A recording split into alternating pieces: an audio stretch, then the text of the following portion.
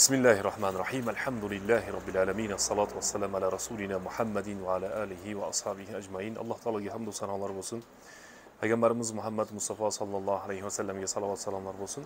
Hammamizga ma'lumki Alloh subhanahu va taolo Qur'oni Karimdagi birinchi tushirgan oyati Iqro bismi robbikallazî xalaq. Sizni yaratgan Robbingizning nomi bilan o'qing deyapti.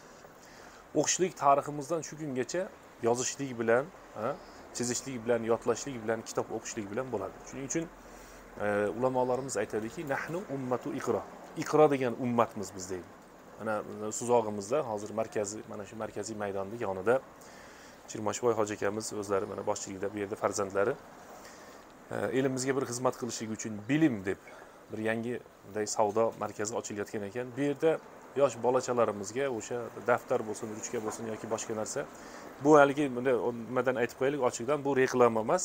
Ya'ni bu diniy narsani tushuntirishlik va dunyoviy narsani tushuntirishlik. Bizning dinimizda faqat diniy ta'limga targ'ib qilinmaydi, balki diniy ham dunyoviy ta'limlarga targ'ib qilinadi. Biz ilmga targ'ib qilyapmiz. O'zining ismi ham juda ham chiroyli qo'yilibdi. Mana bilim deb. Alloh subhanahu va taolo bunday maskanlarni ko'paytirsin. O'sha oldin yo'q bo'lib ketgan bibliotekalarimizni, o'quv markazlarini, hozir yoshlarimiz qarasangiz faqatgina telefon bilan ovora, faqatgina o'sha surat bilan, faqat boshqa narsa bilan ovora bo'lyapti. Yozishlik, chizishlikka ko'p e'tibor bo'lmay qolyapti. Mana bu yerga kelinadigan bo'lsa, kitoblar bor ekan, daftar, ruchkalar bor ekan. Alloh subhanahu va taolo mana shu joyimizga bir duo qilaylik, o'zi fayzlarni yog'dirsin, barakatlarni yog'dirsin.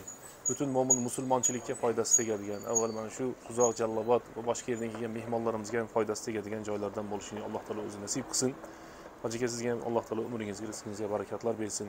Elga, yurtga Alloh taolo mamlakatga doim tinchlik bersin, omonchilik bersin.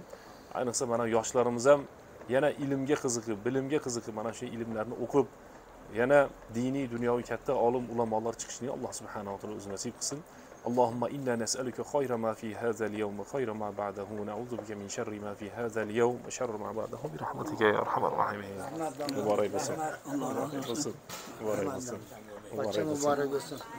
Muborak bo'lsin. Alloh taolo barakasini bersin. Muborak bo'lsin min hojida. Bu min hojida.